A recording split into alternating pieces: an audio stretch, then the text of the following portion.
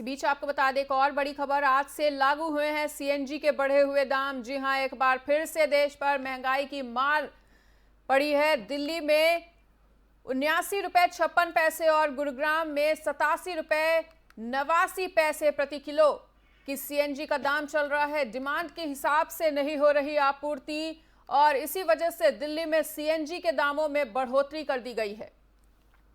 तो दिल्ली वासियों के लिए एक बार फिर से झटके वाली खबर है और एक बार दिल्ली पर फिर से महंगाई की मार पड़ी है। तो दिल्ली में सीएनजी के दामों में बढ़ोतरी कर दी गई है। इस बार 95 पैसे प्रति किलो रेट बढ़ाए गए हैं और नई दरें आज सुबह 6 बजे से लागू की जाएंगी।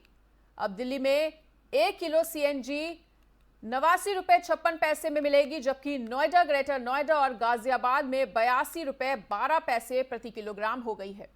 गुरुग्राम में 1 किलो सीएनजी 87 रुपए 89 पैसे में अब मिलेगी और बताया जा रहा है कि सीएनजी के दामों में बढ़ोतरी का प्रमुख कारण विदेश से नेचुरल गैस की आवक में कमी है। वहीं भारत में अपनी खपत का 50% ही गैस का उत्पादन हो रहा है। तो दिल्ली वासियों पर एक बार फिर से महंगाई की मार पड़ी है और आज से सीएनजी के बढ़े हुए दाम लागू कर दिए गए हैं, जो 6 बजे से लागू हो गए हैं। डिमांड के हिसाब से आपूर्ति नहीं हो रही थी, इस वजह से सीएनजी के दाम बढ़ाए गए हैं और दिल्ली वासियों पर एक बार फिर से पड़ी है महंगाई की मार।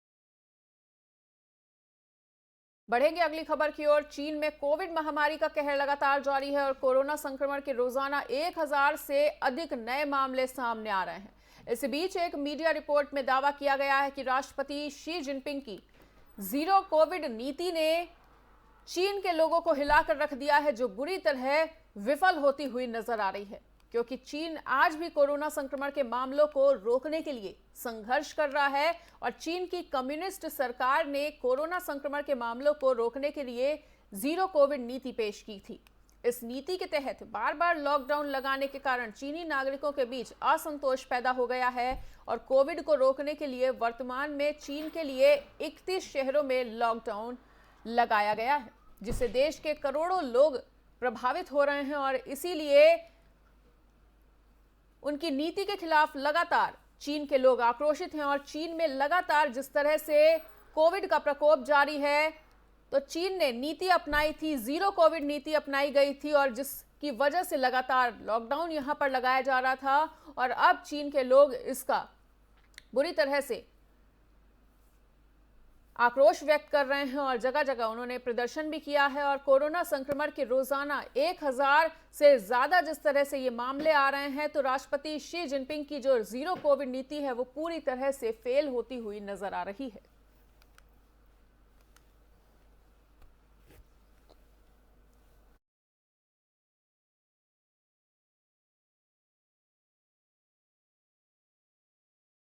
उसने एक बार फिर से यूक्रेन पर मिसाइल अटैक कर दिया और इस बार उसने राजधानी कीव सहित 3 शहरों को अपना निशाना कल बनाया।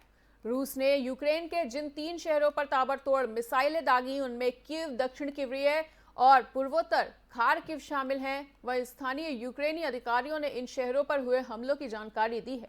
उन्होंने दावा किया है कि रूस ने यूक्रेन के ऊर्जा प्रतिष्ठानों और बुनियादी ढांचों पर एक और बड़ा मिसाइल हमला किया और उन्होंने कहा कि देश भर में रूसी मिसाइल हमलों के प्रति आगाह करने वाले अलार्म बजाए गए हैं। रूस ने मध्य अक्टूबर से यूक्रेन के ऊर्जा प्रतिष्ठानों और बुनियादी ढांचों पर कई बड़े मिसाइल हमले किए हैं।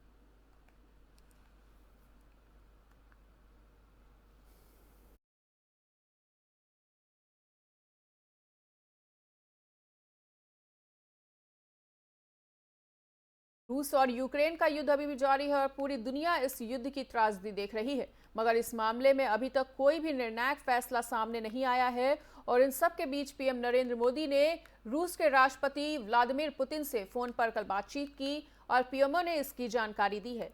पीएमओ ने बताया कि यूक्रेन में चल रहे खूनी संघर्ष को लेकर प्रधानमंत्री नरेंद्र मोदी ने रूसी राष्ट्रपति पुतिन से बातचीत की। उन्होंने इस समस्या के हल के लिए बातचीत और कूटनीति को आगे बढ़ाने की अपील की। इससे पहले समरकंद में एससीओ शिखर सम्मेलन में भी दोनों की मुलाकात हुई थी, जिसमें दोनों ही नेताओं ने कई मुद्दों पर चर्चा की थी। बातचीत में ऊर्जा सहयोग, व्यापार और निवेश, रक्षा और सुरक्षा सहयोग जैसे कई मुद्दों पर चर्चा की गई।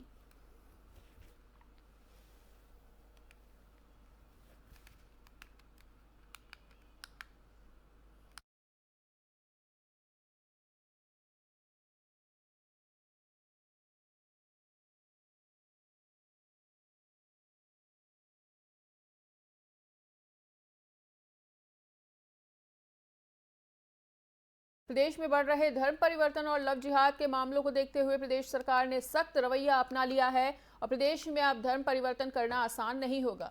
धर्म बदलने के लिए 60 दिन पहले ही कलेक्टर को सूचना देनी होगी और शिवराज सरकार अब मध्य प्रदेश धार्मिक स्वतंत्रता नियम 22 लागू करने जा रही है। बता दें कि गृह विभाग ने मध्य प्रदेश धार्मिक स्वतंत्रता अधिनियम 2021 में बदलाव किया है और बता दें कि नए नियम को मध्य प्रदेश धार्मिक स्वतंत्रता नियम 2022 का नाम दिया गया है। इस संबंध में अधिसूचना भी जारी कर दी गई है। वहीं अधिसूचना जारी होते ही नए नियम प्रदेश में प्रभावी हो गए हैं और नियमों का उल्लंघन करने पर दोषियों के खिलाफ कार्रवाई हो सकती है।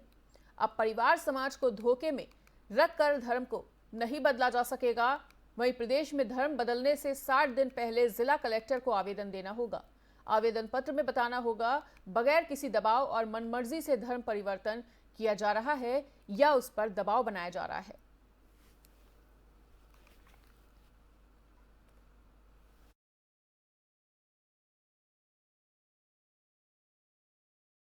फिलहाल इस वक्त के बुलेटिन में इतना ही। पर देश और दुनिया की बाकी खबरों के लिए देखते रहिए एफएम न्यूज।